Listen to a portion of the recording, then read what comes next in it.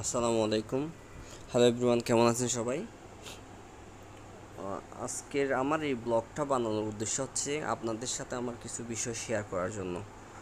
আর আমরা ইদানিং দেখতেছি বাংলাদেশ থেকে প্রচুর পরিমাণ মানুষ বিদেশি ওয়ার্ক পারমিটে যাওয়ার জন্য চেষ্টা করতেছে, হয় মালয়েশিয়া, মিডল ইস্ট অথবা ইউরোপীয় কান্ট্রি বা মধ্য এশিয়ার কান্ট্রিগুলোতে, তারপর হচ্ছে সাউথ কোরিয়া, এসব কান্ট্রিতে।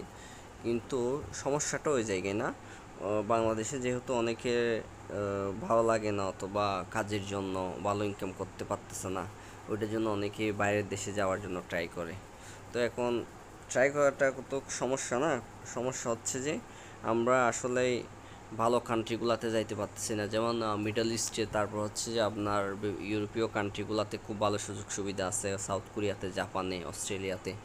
আহ, মধ্য মধ্য এশিয়ার যেসব কান্ট্রিগুলোতে মানুষ কাজের জন্য যাচ্ছে, ওইখানে আসলে সবাই সুযোগ সুবিধা পাচ্ছে কি না। তো এই যে আমি আপনাদেরকে ভিডিওতে দেখাচ্ছি একটা নিউজ। ওই নিউজটা হচ্ছে আপনার কিছু মানুষ কিরগিজস্তানে কাজের জন্য গেছে।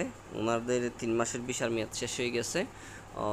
ভিসার মেয়াদ শেষ হওয়ার পরে ওনাদের কথা ছিল ওনারা ওয়ার্ক পারমিট কনভার্ট করে নেবে, কিন্তু পারে নাই। তো ওনারা যাওয়ার কথা ছিল মনে হয় আপনার ইয়াতে, ওই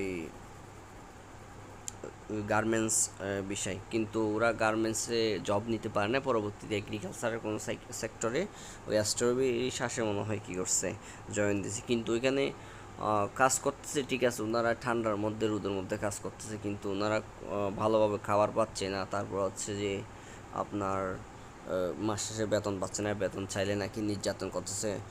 আদৌ কতটুকু সত্য তো জানি না। আমি একটা ফেসবুকে ভাইরাল ভিডিও দেখছিলাম, ওনারা দেশে ফেরার জন্য আকুতি করতেছে।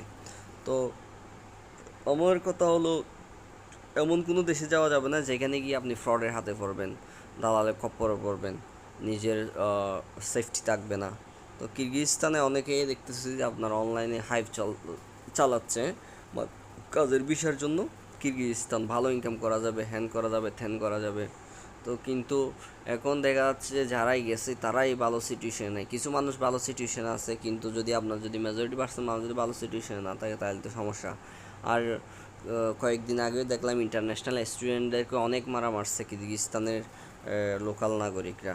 তো যদি ইন্টারন্যাশনাল স্টুডেন্টদের কোনো নিরাপত্তাই না থাকে, তাইলে ওইখানে বাংলাদেশ থেকে যারা কাজের জন্য আছে অথবা অন্য দেশ থেকে কাজের জন্য আছে, এরা কেমনে নিরাপত্তা পাবে? আমার একটা প্রশ্ন রইল।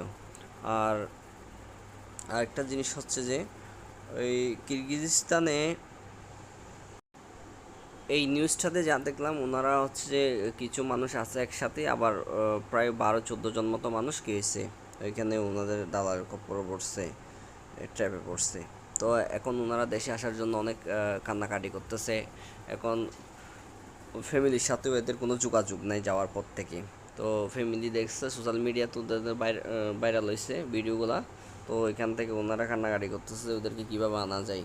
তো এখন দালালে বলতেছে এক এক কথা। তো আমরা বিদেশ যাওয়ার সময় অবশ্যই ভালো কোনো এজেন্সির মাধ্যমে যাব, যারা লিগেলি কাজ করে, ইলিগেল কোনো কাজ করে না। তো কোনো দালালের খপ্পরে পড়ে ব্রেন ওয়াশ হয়ে কী করবো না, বিদেশে যাওয়ার জন্য ফাইল দিব না। তো এখন দেখেন ওনাদের সিচুয়েশনটা বিবেচনা করেন। ওই রকম সিচুয়েশনে যদি আপনি নিজেই পড়েন, আপনি কি করবেন?